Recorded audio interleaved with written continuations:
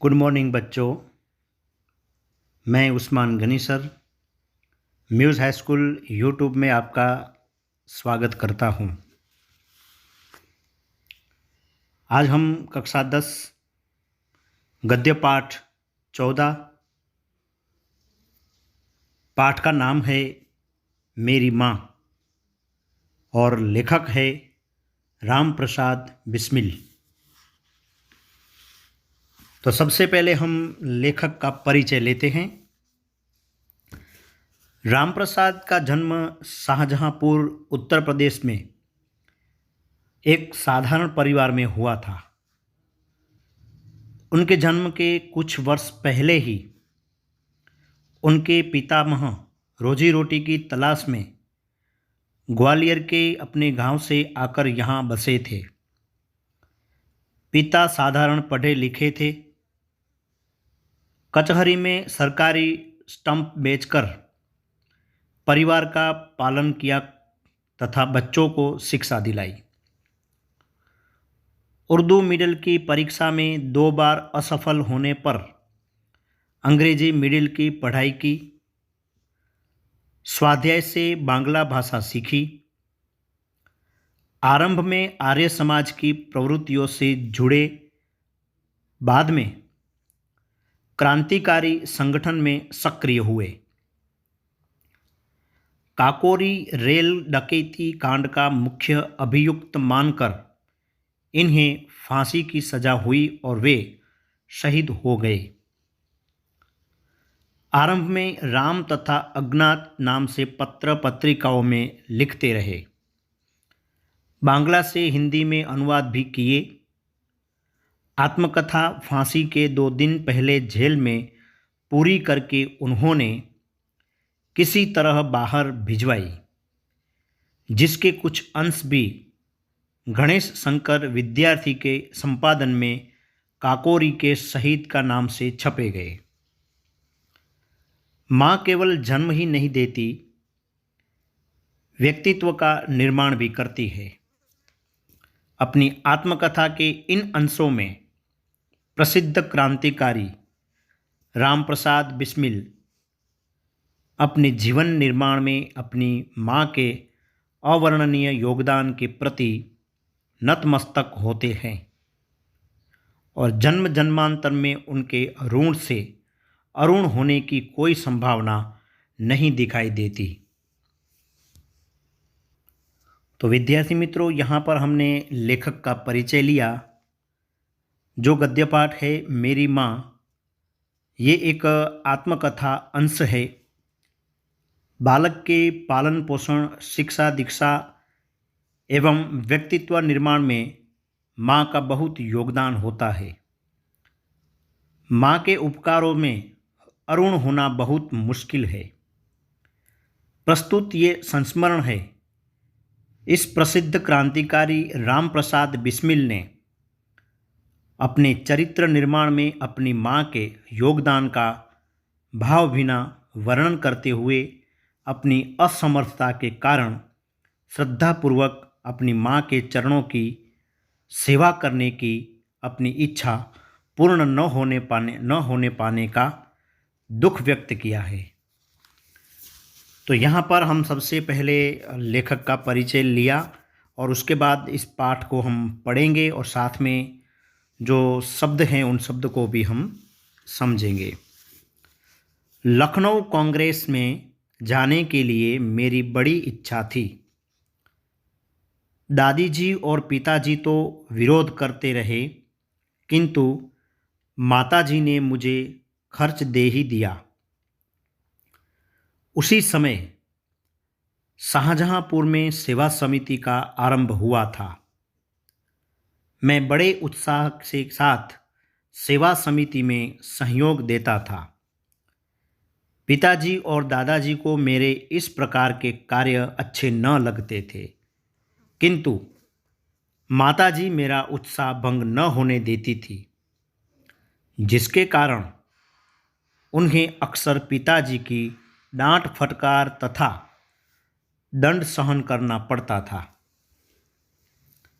वास्तव में मेरी माताजी देवी है। मुझ में जो कुछ जीवन तथा साहस आया वह मेरी माताजी तथा गुरुदेव श्री सोमदेव जी की कृपाओं का ही परिणाम है।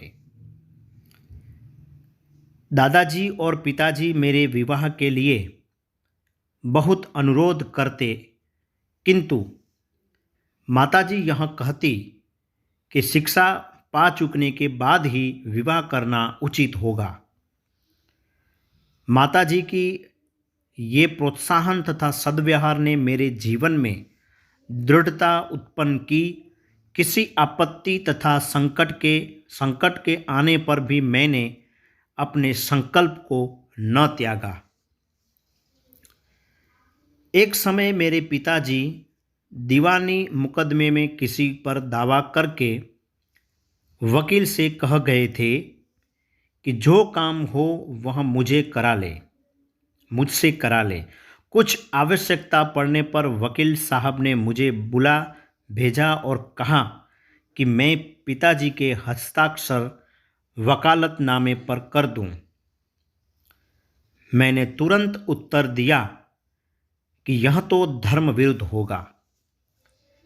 इस प्रकार का पाप मैं कदापि नहीं कर सकता। वकील साहब ने बहुत समझाया कि मुकदमा खारिज हो जाएगा, किंतु मुझ पर कुछ भी प्रभाव न हुआ, न मैंने हस्ताक्षर किए। अपने जीवन में हमेशा सत्य का आचरण करता था, चाहे कुछ भी हो जाए, सत्य बात कर देता था।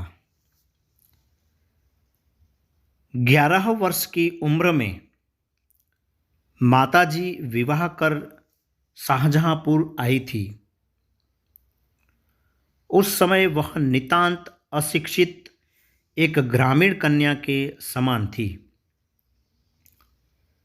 शाहजहांपुर आने के थोड़े दिनों के बाद दादी जी ने अपनी छोटी बहन को बुला लिया।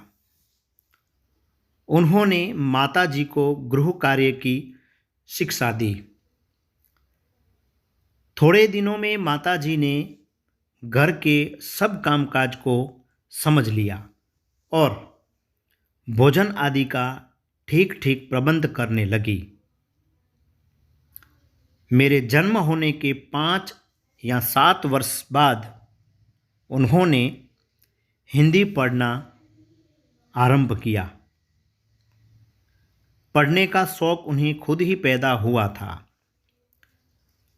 मोहल्ले की सखी सहेली जो घर पर आया करती थी, उन्हीं में जो शिक्षित थी, माताजी उनसे अक्सर बोध करती। इस प्रकार घर का सब कामकाज कर चुकने के बाद जो कुछ समय मिल जाता उसमें पढ़ना लिखना करती। परिश्रम के बल से जोड़े थोड़े दिनों में ही वह देवनागरी पुस्तकों का अध्ययन करने लगी। मेरी बहनों को छोटी आयु में माताजी ही शिक्षा दिया करती थी। जब से मैंने आर्य समाज में प्रवेश किया, माताजी से खूब वार्तालाप होता था। उस समय की अपेक्षा अब उसके विचार भी कुछ उदार हो गए हैं।